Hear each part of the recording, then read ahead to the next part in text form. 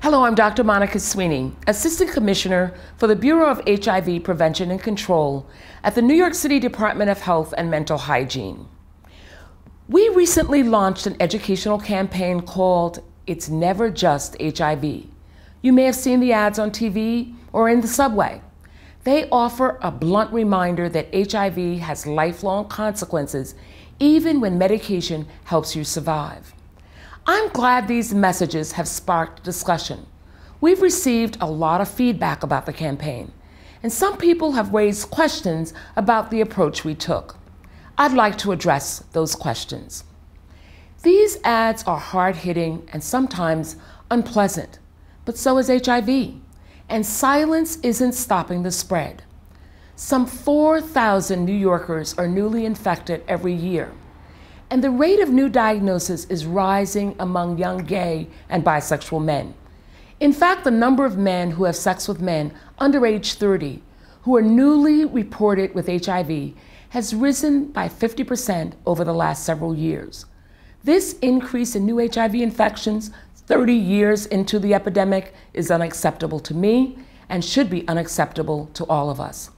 We have to respond strongly to prevent a new generation from getting this incurable infection. Before we develop these ads, we review the scientific literature and we ask groups of gay and bisexual men to review different approaches. We explained that the health department distributes 35 million free condoms every year. We talked about our efforts to promote testing and link HIV positive people to care and treatment. The question was, how can we get people to take fewer risks? The men we talked to had a suggestion. They urged us to use the hard-hitting strategy that has helped reduce smoking and its health effects in New York City. That strategy involves saying what people are risking when they have unprotected sex, and then saying exactly what they should do to reduce that risk. And that's what the ads do. You wouldn't know it from some drug company ads, but living with this virus is no picnic. Bone loss, dementia, and anal cancer are just 3 of many illnesses that HIV still leads to. Our goal was to drive that fact home in a compelling way. When we tested this approach on gay and bisexual men, the response was very positive.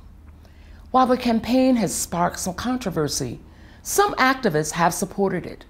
And some people with HIV have written us to share their own struggles. I want to thank everyone who is engaged in this conversation, and I hope it can be sustained. We at the Health Department stand strongly for the strength, dignity, and humanity of people living with HIV. We condemn stigma.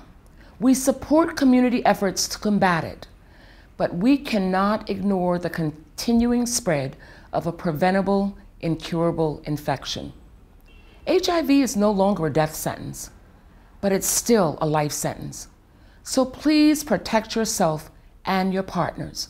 Always use a condom. Thank you. We know with your help, we can stop HIV in New York City.